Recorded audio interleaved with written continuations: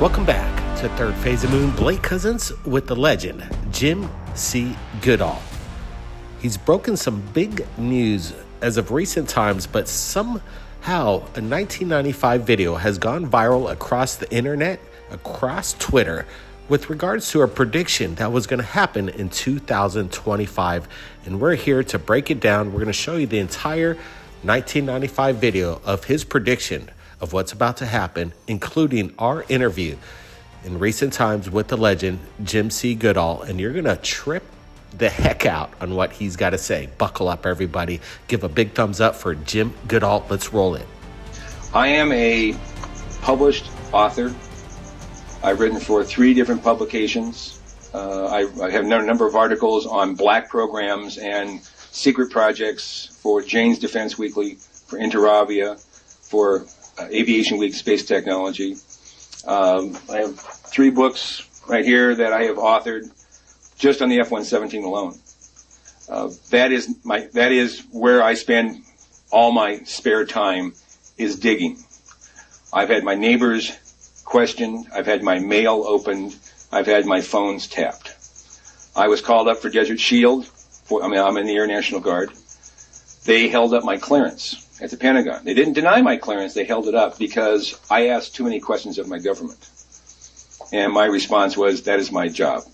As an American taxpayer, it's my job to question my government whenever I feel it fit. And I do. And I make a lot of enemies. And I'm referred to as that SOB from Minnesota. I have quite a reputation in the Pentagon for being able to dig up information when no one else can. What's going on in Area 51 today, based on information from first-person interviews I've made over the last 6 or 7 years, there are at least 8 black programs flying out of Groom Lake, out of Area 51. That does not count the B-2 bomber because it's not a black program. It does not count the F-117, which is virtually a white program today. There are at least 2 very, very high-speed aircraft that have been reported since 1982 is when we've heard the first reports of them. One of them is a small aircraft. It goes approximately Mach 4 to Mach 6. There's an aircraft that has been tracked out of the Bay Area TRACON in Oakland, California by the Federal Aviation Administration Center at least 8 times since 1986, flying in excess of 10,000 miles an hour going through controlled airspace. And a very, very large aircraft at that.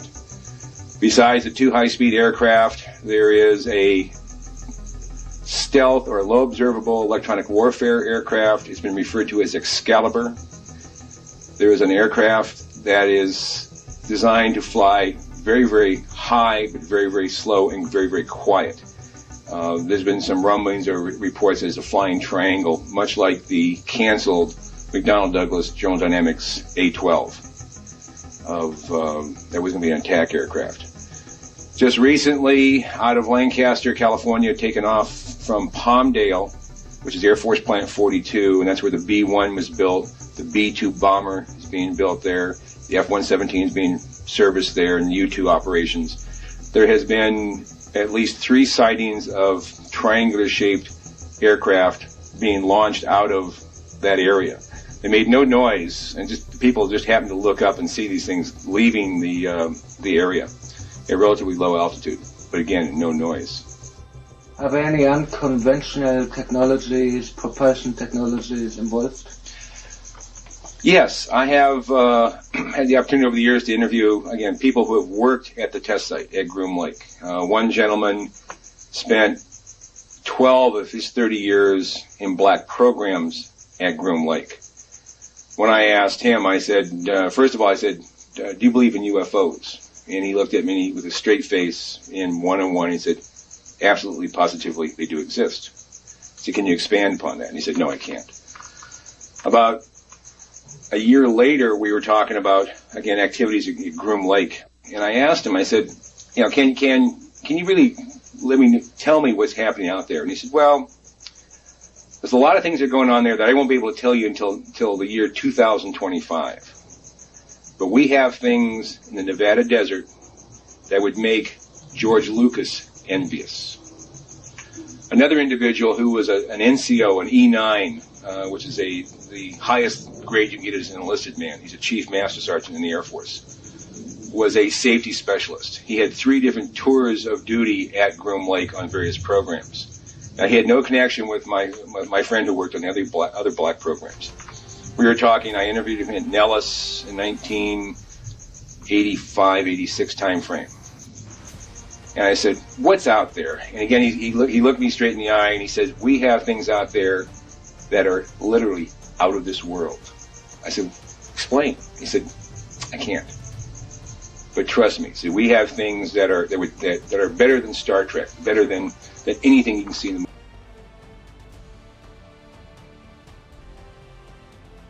Now here is our exclusive interview with James C. Goodall. Buckle up, everybody. All right, Jim, it's been a pleasure driving out to Tucson, finally face-to-face. We're meeting in person, and that's what it's all about, right?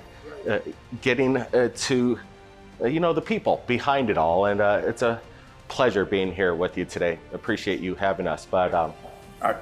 When I heard you were coming to the mainland, and I missed you guys in LA when I was coming down from the Bay Area, I said, "No, damn! I mean, it's 500 miles out and 500 miles back if I were to go out for a day, and the fact that you're coming here is just an added bonus." Let's just start it off. This Congress has come out, and they came out with their preliminary reports. There's nothing to it. Are we going to expect anything more from the Congress, or we're just going to keep spinning wheels here?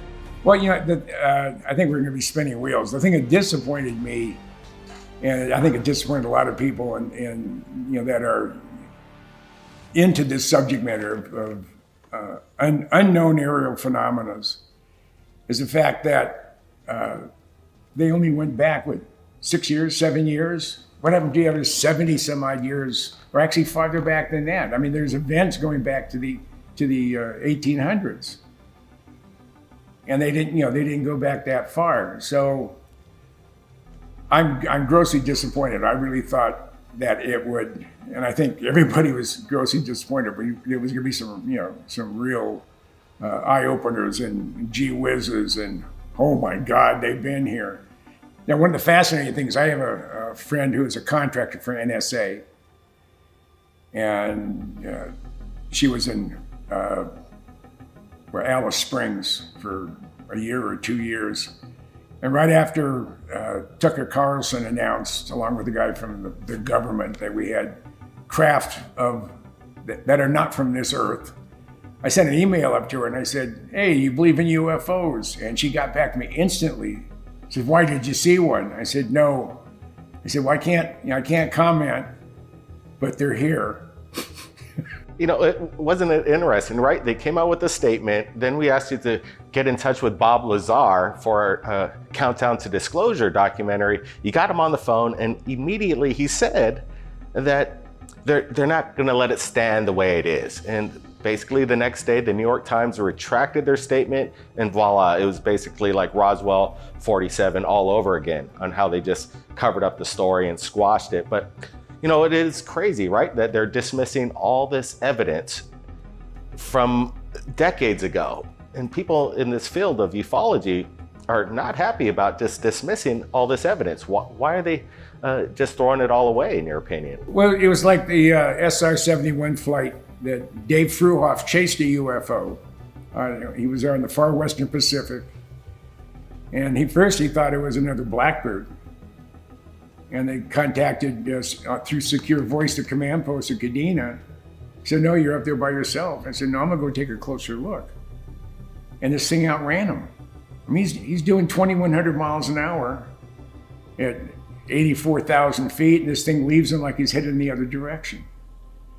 And eventually ended up being a facility manager at Area 51 when he retired from the Air Force. And then he started doing some investigating once he was there. He knew most everybody.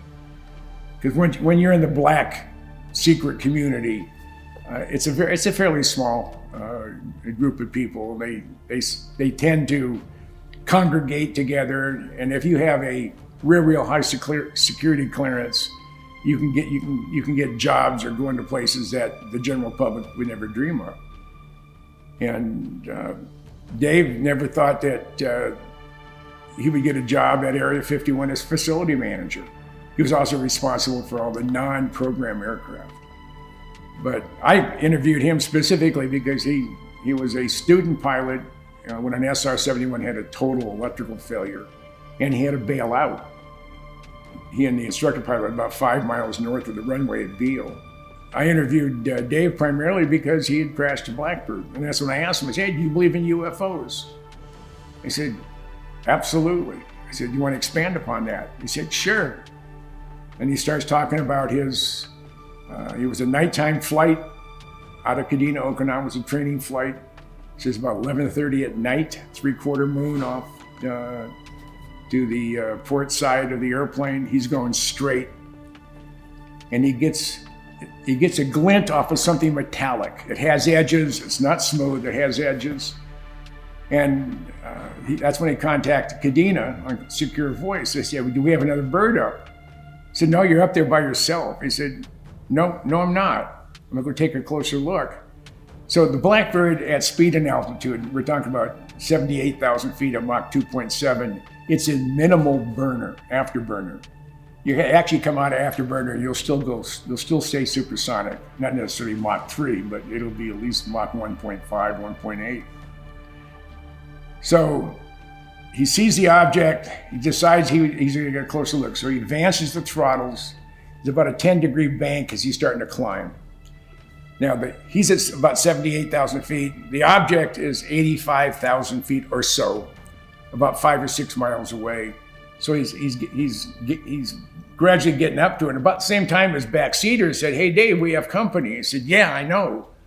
I'm going to take a closer look. And he figured he was still a couple of thousand feet below the object. You know, they were going the same speed, Mach 2.9, Mach 3. As he got closer, this thing took off at about a 30-degree angle of attack and left him like he was heading the other direction. Now, this was 1972. In 1980, he retired from the Air Force, and that's when he got the job at Area 51. So what you're saying is basically a repeat, a sequel to what happened with the Nimitz. You know, the Tic Tac, David Fravor's testimony of this unknown object approaching fighter pilots, and then something engaging and taking off in an extraordinary rate of speed that seems to defy physics, right? So what do you think these are? Extraterrestrial in nature, or maybe a black ops kind of project, you know, testing their capabilities against our fighter fighters? I know too many people that work in black programs, classified programs.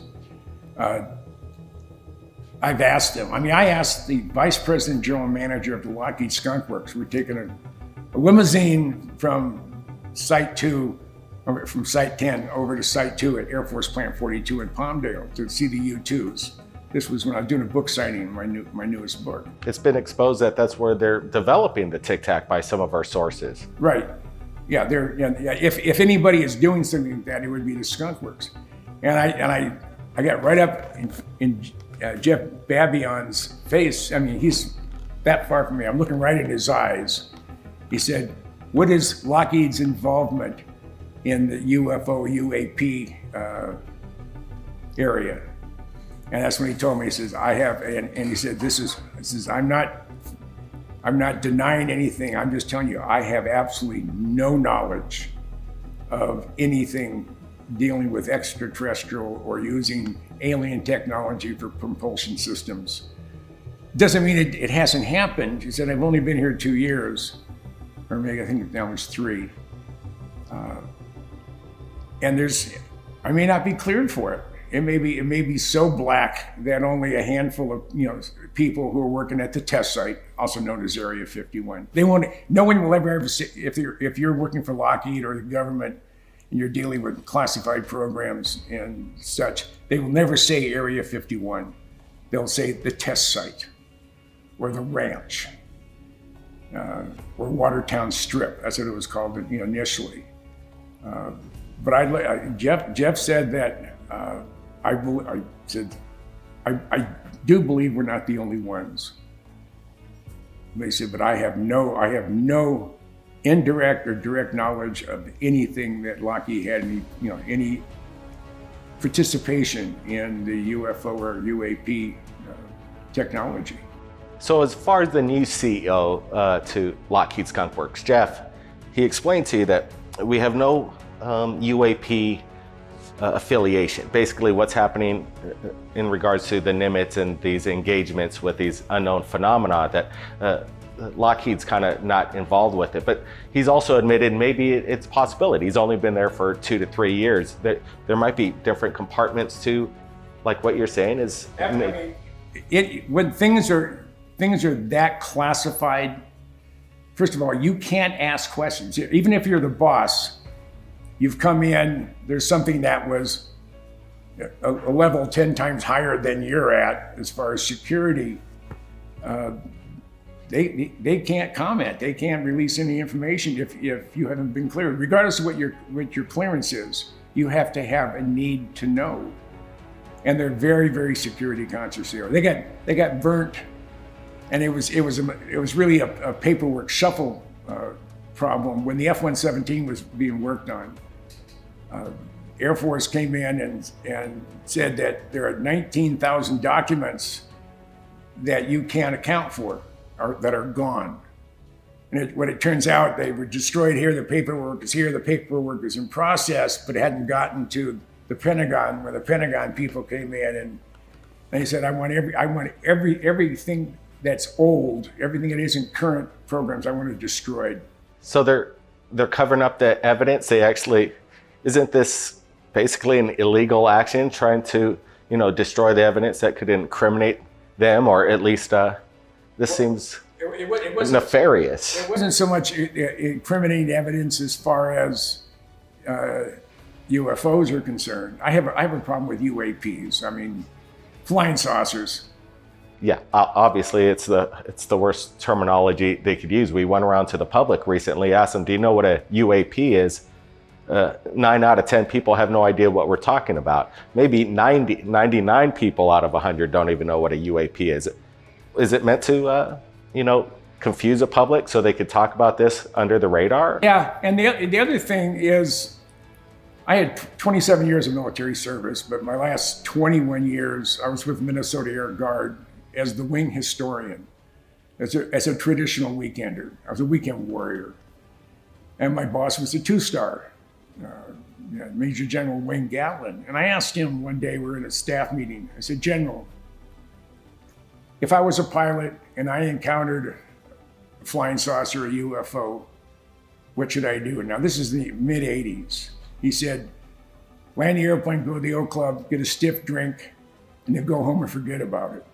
Because if you mention it, if you have any indication that you chased a UFO or you saw one, and you state so in official capacity as an officer and a pilot, you've just ruined your career. So there's no, now this is back in the 80s.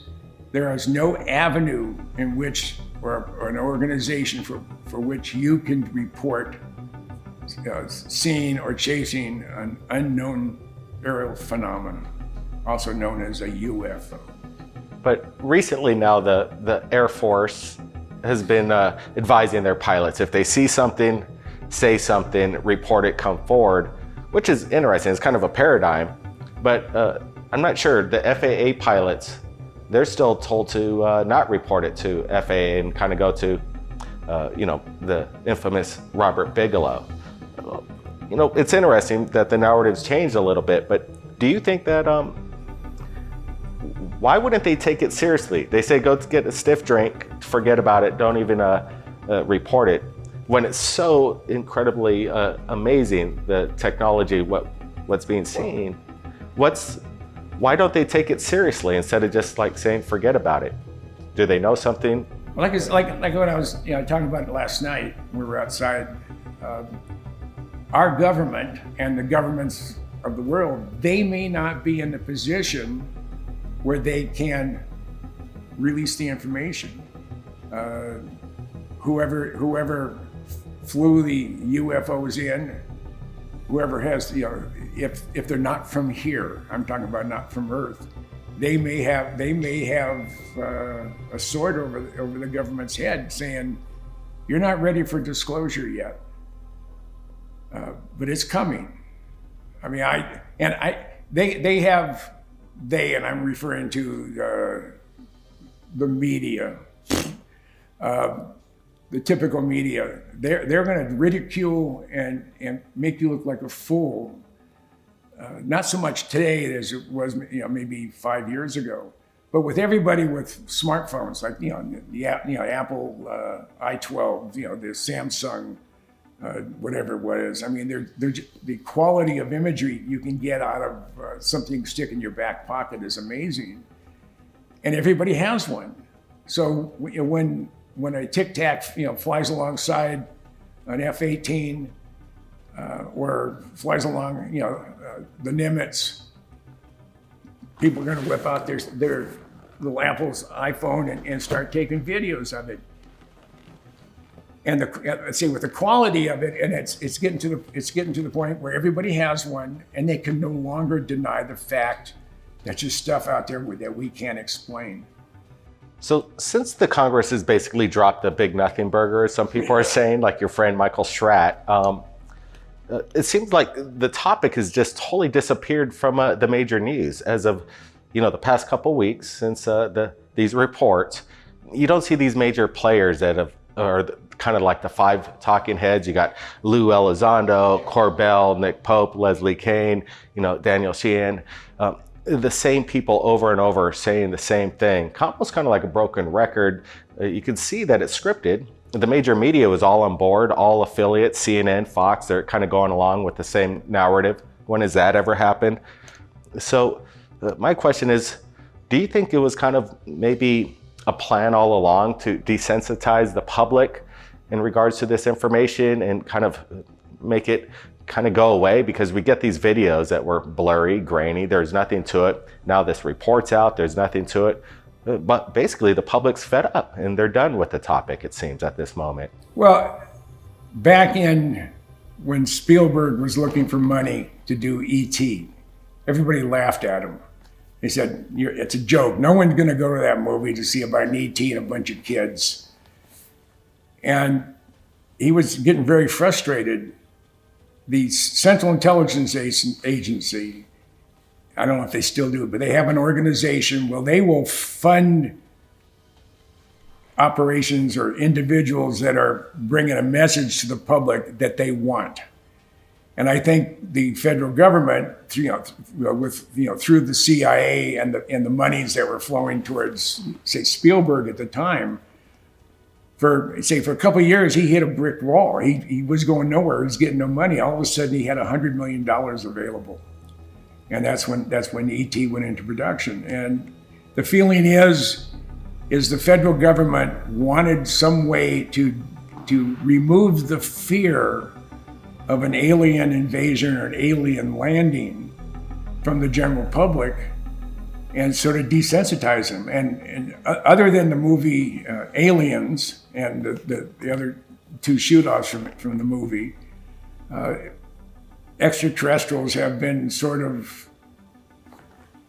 okay. But now in the past, 3 or 4 years, now it's a constant bombardment in the major media and these talking heads that they could be a threat. This is bigger than, World War II. We've dropped the ball. All by these talking heads, the same thing, that they're a threat. Why has that changed all of a sudden? Some people are saying it's for the military industrial complex, more money for the pockets to the Pentagon. I purposely ignore the fake media. They're just a mouthpiece for whoever has the money and the control of the of the platform, which is public broadcasting. And I think they're just like I've said before. I don't think the federal government is in control. I think they're being told what they can and cannot divulge, because when Barry Goldwater was running for president back in '64, he actually had the very first UFO group in the world. It's out of Phoenix. I think it's why the MUFON chapter there is so huge. But once he was won the nomination on the Republican side for president, all of a sudden, all that stuff disappeared. I think he was briefed in on what was involved with the UFOs, and they just clammed up. Jimmy Carter said the same thing. He was going to release everything on UFOs. He said that just before the inauguration. He's inaugurated nothing. And that's why my feeling is that we are not in control of the releasing of the information. Individuals doing the shooting with our today's smartphones, which are really great. I still don't. When I see a video of a pixel up there moving around without seeing a stationary object, so you can actually see it moving around. You don't know if the camera's moving around. It really doesn't prove anything. There was something up there. It was moving at a rapid rate of speed, making 90-degree turns and stuff like that. But unless you have a definite and a high definition image, either in video or still, it's still going to be a fuzzy ball. So we have inside sources stating that, we've asked Lou Elizondo personally in regards to if this is the best footage they've got in regards to what they've released to the public. And he says this is basically the bottom of the barrel stuff that we've been seeing. And he hasn't admitted, but from sources, there's video in HD of the Tic Tac up close within 50 feet from the pilots themselves. Why aren't they releasing these videos? Why aren't they just, if they're saying it's unknown and they have this in their arsenal, in their archives, do you think the public could handle looking at these HD videos that these pilots are capturing? What? Well, I think, my opinion, I think the American public and the first world, primarily, the Europeans and us and Japanese, but there's a lot of the majority of the population of the world cannot deal with a being from somewhere other than here. And religion seems like it's on the way out as it is. Unfortunately, we have a pope that is not doing a good job, and I know I've read articles. The cardinals are really upset about him because he's trying to change the narrative of the Catholic Church. So you're saying that it's due to the religious, faith-based beliefs in different religions across the platform, across the planet, that if they bring in the fact that we're not alone, we're being visited by something in a higher intelligence than us from a different, galaxy, that maybe in America we could handle it, but the rest of the world's kind of still stuck in this. Right. I mean, that's the glue that holds the civil world together, is a belief in a supreme being, whether it be God, whether it be Muhammad, whether it be Buddha, or you name it. And I think if all of a sudden that glue would disappear, if the fact that everything you believed in is now related directly to an alien being, an alien entity, I think it would have a profound effect on people's belief. I think you would have actually. So you're thinking by releasing these videos and their HD clarity would, cause this cause the public to be unhinged? I think releasing of high resolution video and 35 millimeter film and 16 millimeter film that that the government has. I mean, there were back in the 50s. There was a formation of UFOs were flying in close formation with the Convair B-36, and they were taking pictures with a large format camera out the bubbles of it, so that they have that information. They have those imageries that that are they may be black and white photos, but they're sharp. And those are the ones that we don't see. We see the crap videos, or the altered videos, or the backlit videos that are washed out. and we're not getting any true definition of what the object is. Now, there's a few of them out there that have been, the resolution is good. So I don't know. I don't think the world is going to come to a conclusion and believe that UFOs are real, because it's so easy to ridicule people. I mean, they ridiculed Bob Lazar. They did everything they can to, to destroy his reputation. They charged him with I think that they were the charges were dropped, but he was asked by an owner of a legal brothel in Nevada if he would put in a good working phone system, and he did. And they accused him of being a charlatan. This is the general media, and it's just, until one lands on the White House lawn during a live broadcast around the world of the president talking about something, and it'd be just like Mars attacks. The thing comes down, and hopefully it won't end up like Mars attacks. But that's the only way the world is going to believe it. Or maybe they'll come and pick us up right here at Third Phase Moon and take us for a ride, and we'll stream it live to everybody around the world, and we'll break it down. Yeah, they got to show themselves, and that's the only way we're going to get it.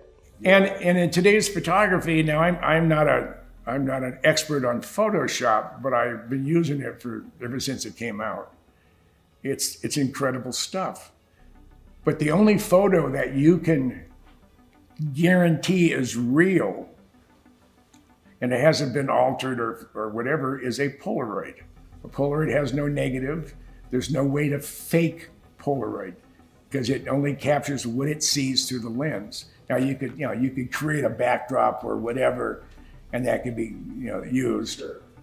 But they're very, very high quality images, and you cannot fake a Polaroid. So you see a picture, a video, or whatever of a UFO, you really cannot determine. An expert can, but the general public cannot look at an image and see it's been manipulated.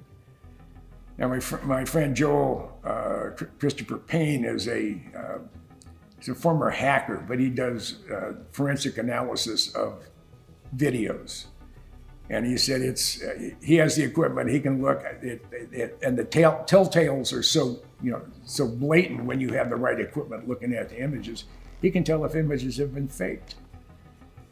And that's why, for the world to believe that UAPs, UFOs, flying saucers, whatever you want to call them, the only way the world is going to believe that they're real is if one lands during a live news conference that transmitted all over the world. Something like that you can't fake. Well, that's the day we're all waiting for, and I think it's a possibility. The generation is kind of built up. I think we're in this human evolvement in history that maybe we're prepared to stream this live across the world, and everybody sees it in a blink of an eye, and we're experiencing it at the same time, in real time, across the planet. Hopefully that day comes, Jim. It's been a pleasure hanging out with you. We're going to discuss Bob Lazar in a little bit, and we're going to be showing that on Third Phase of Moon. But so far, so informative. Jim, appreciate it. It's my pleasure. Sweetie dog. You got that? Got a sweetie dog over there? Oh, who do you want?